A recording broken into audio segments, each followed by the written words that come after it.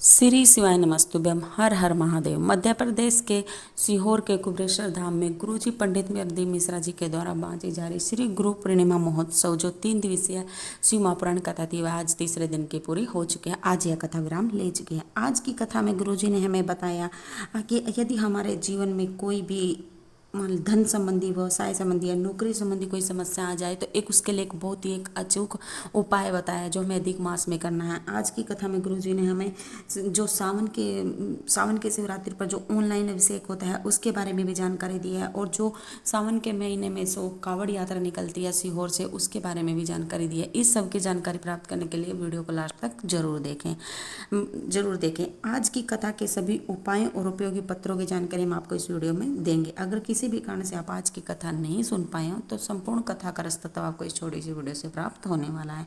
बढ़ते हैं आज की कथा की पहली जानकारी की तरफ। दुख के समय में हमारा गुरु हमारा साथ नहीं देता, बल्कि जब यदि हम दुख के समय में अपने गुरु द्वारा दिया गया मंत्र को याद करते हैं, स्मरण करते हैं तो वह हमारा साथ जरूर देता है। आज की कथा की दूसरी जानकारी। हमें विषम परिस्थितियों में गुरु मंत्र का स्मरण करना चाहिए। जब हमें लगे कि हमारे जीवन में कोई परेशानी आ रही है, हम किसी संकट में फंस गए तो उस समय हमें गुरु मंत्र का स्मरण जरूर करना चाहिए। आज की कथा की तीसरी जानकारी। हमारा जो व्यवहारिक जीवन है वह भी हमें यह सिखाता है कि हमें हमारे जो रिश्तेदार हैं अच्छे समय में हमारा साथ देते हैं, लेकिन दुख की घड़ी में कोई भी रिश्तेदार, कोई भी साथी हमारा साथ नहीं देता।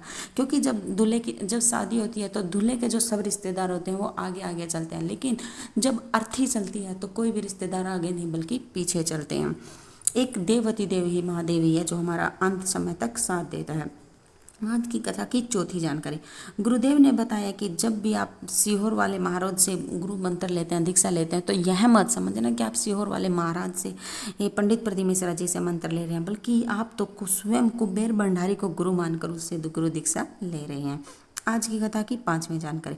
कुबेरेश्वर धाम ही एक ऐसा अकेला धाम है जहाँ पर किसी भी मूर्ति की नहीं बल्कि कंकर को शंकर मानकर पूजा की जाती है। अन्यथा कोई भी तीर्थ स्थल हो, कोई भी पवित्र स्थल हो या 12 ज्योतिर्लिंग हो, वहाँ पर महादेव पूजा होती है, लेकिन जो कुबेरेश्वर धाम में कंकर में शंकर की पूजा की जाती है। आज की कथा की छठी जानकारी। गुरुजी ने बताया कि जो हर साल शिवरात्रि पर ऑनलाइन अभिषेक करवाते हैं गुरुजी, लेकिन इस बार जो अधिक मास में पड़ने के कारण हमें इस बार ऑनलाइन अभिषेक करने का मौका 2 बार सौभाग्य मिला है। एक सावन मास की शिवरात्रि पर, दूसरा अधिक मास की शिवरात्रि पर। इसलिए जो भी अभिषेक करना चाहते हैं वो इसका फायदा जरूर उठाएं। इस बार हम 2 बार जो ऑनलाइन अभिषेक कर सकते हैं। आज की कथा की 7वीं जानकारी। यदि अधिक मास की शिवरात्रि को वो 5 दिए जलाने का एक नया उपाय बताया। गुरुजी ने बताया कि यदि आपके जीवन में धन संबंधी, नौकरी संबंधी, व्यवसाय संबंधी, संपदा संबंधी, चाहे आप ठेला लगा रहे हो, किसी के नौकर ही कर रहे हो, तो आपको एक सरल सा उपाय करना है। अधिक मास की शिवरात्रि पर करना, आपको 5 दिए जलाने हैं। अधिक मास की शिवरात्रि को 5। पहला दिया आपको जो शिव मंदिर की चौखट पर जलाना है, दूसरा दिया बेलपत्री के वृक्ष के नीचे जलाना है, तीसरा दिया आंवला के वृक्ष के नीचे जलाना है, और चौथा दिया आप किसी भी नदी पर, तालाब पर, सरोवर पर जला सकते हैं। यदि नदी, सरोवर, तालाब कोई आपके पास नहीं है तो आप घर में रखे हुए मटके के पास भी यह दिया जला सकते हैं। और जो 5वां दिया है वह घर के दरवाजे पर जलाना है, हमारी राइट साइड में। ये 5 दिए जलाना, चाहे कोई भी परेशानी हो, बाबा आपकी दूर अवश्य करेगा। आज की कथा की 8वीं जानकारी। गुरुदेव के द्वारा जब भी जाना अपने अहंकार को, गुरुजी ने बताया कि जब भी हम गुरु के द्वार पर जाते हैं, गुरु दीक्षा लेने के लिए जाएं, गुरु मंत्र लेने के लिए जाएं, तो हमें अपने अहंकार को छोड़कर जाना चाहिए कि मैं इतना अमीर हूँ, मेरे पास ये है, धन संपदा है, गाड़ी है, ये सब अहंकार को छोड़कर गुरु की दीक्षा लेनी चाहिए। आज की कथा की 9वीं जानकारी। मंजू देवी आगरा से पत्थर लेकर आई। बाबा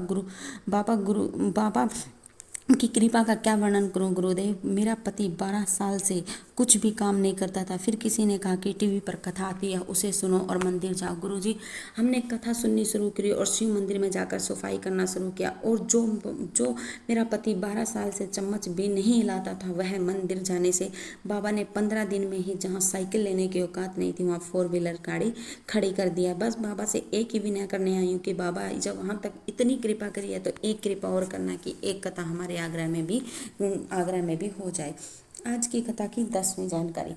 जो 16 अगस्त को कावड़ यात्रा रहेगी, गुरुजी ने बताया कि अधिक मास में का भी रहेगा और शिवरात्रि भी, मतलब सावन भी रहेगा। तो 16 अगस्त को वो कावड़ यात्रा रहेगी जो सुबह 9 बजे से रहेगी, जो कि सीहोर की सवनी नदी से उठेगी।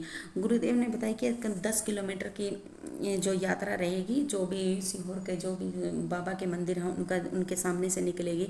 और गुरुजी ने यह भी बताया कि इसके लिए हमें डंडा भी अपना खुद लाना है, लोटा भी खुद लाना है। और गुरुजी ने बताया कि हो सके तो लाल या फिर पीले कलर की साड़ी पहनकर आना। और गुरुजी ने बताया कि जो एक साल इस बार यह करके देखना, फिर इस डंडे को भी संभाल के रखना, और जो जल चढ़ाए उसमें से थोड़ा जल ले जाकर रखना, और जो साड़ी पहन करके जाओ उसको अपने घर में एक बार जरूर झाड़ना। फिर देखना बाबा ने अगले साल शिवरात्रि पर देखना बाबा ने आपको क्या नहीं दिया। आज की कथा की 11वीं जानकारी। आज की कथा में गुरुजी ने बताया कि जो अगली कथा होगी वह 5 जुलाई से 11 जुलाई तक पुष्कर राजस्थान में होगी। यह थी आज की कथा की संपूर्ण जानकारी। अगर जानकारी जरा से भी उपयोगी लगी तो कमेंट बॉक्स में हर हर महादेव जरूर लिखना। श्री शिवाय नमस्तुभ्यम। हर हर महादेव।